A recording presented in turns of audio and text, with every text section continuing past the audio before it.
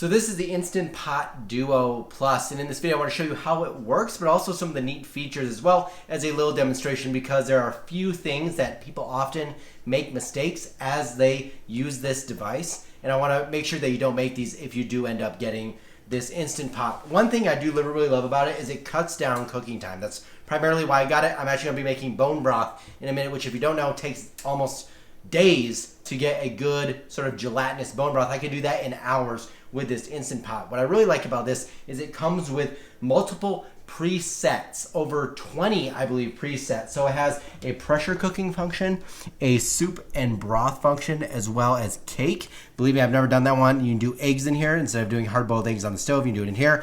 And it has a rice function, which I've actually done the rice, and it turns out really fluffy. I love it. So this is really nice. I think it takes 13 minutes to cook rice in here. And the other thing is when you get this Instant Pot, it gives you an app with a bunch of preset recipes, so you don't need to kind of figure it out on your own. It kind of gives you a heads up with that extra thing. And you can also do porridge and oatmeal, as well as a sterilize function to self-clean it, yogurt, which I haven't done as well, and you can do sous vide, which is extremely great. It makes meat really tender. You can cook roasts in this, and if you kind of want that sort of long, slow cooking, fall off the bone sort of flavor with your meat, this can do it way faster. You don't have to start it early in the morning and have a cook all day to just get that sort of flavor you're going for. You can do that in a few hours. So in a minute, I want to show you how I'm going to make bone broth with this and the mistakes you don't want to make if you're going to use this device. So for the demonstration, I'm going to show you how to make bone broth really quickly, but this goes for any sort of pressure cooking scenario. So firstly, you're going to want to plug it in because power is great. And then you're going to want to unlock this lid. It lifts off like so. And then for sake of demonstration, I already have the bones in here, but I want you to pay attention to one close thing. On the side over yonder, you can kind of see this horizontal line where it says max, and you do not, I repeat, you do not want to fill water above this line. Otherwise, when you depressurize it, which is with this little device right here, it'll spew nice bits of very hot, very burny, very painful water into the ethos and potentially give you a new face in which you will probably not like that existence. So I'm going to fill the water in here, and we may actually need more water. There might not be enough in this, but luckily through the magic of editing, I can do that in a jiffy. But you do not want to fill it above that line. So these are the first two steps regardless of what you're going to do in this Instant Pot.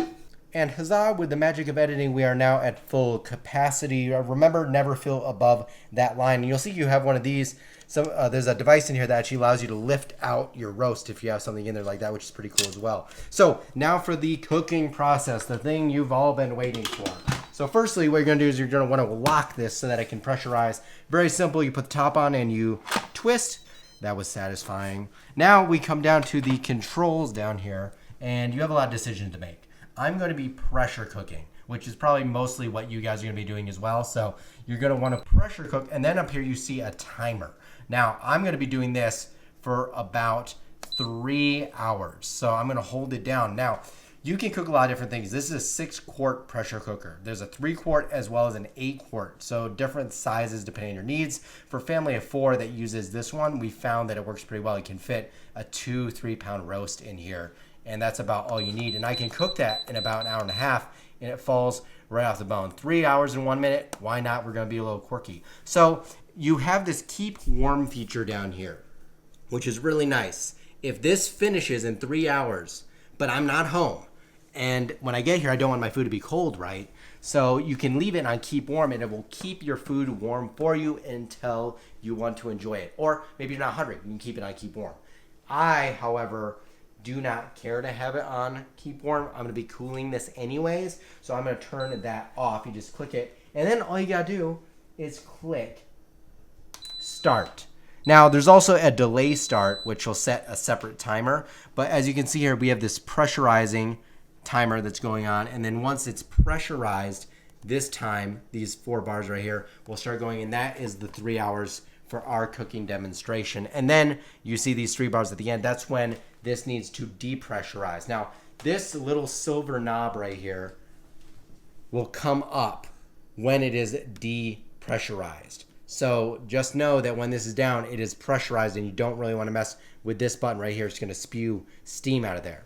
So let's see what it looks like when this is all said and done.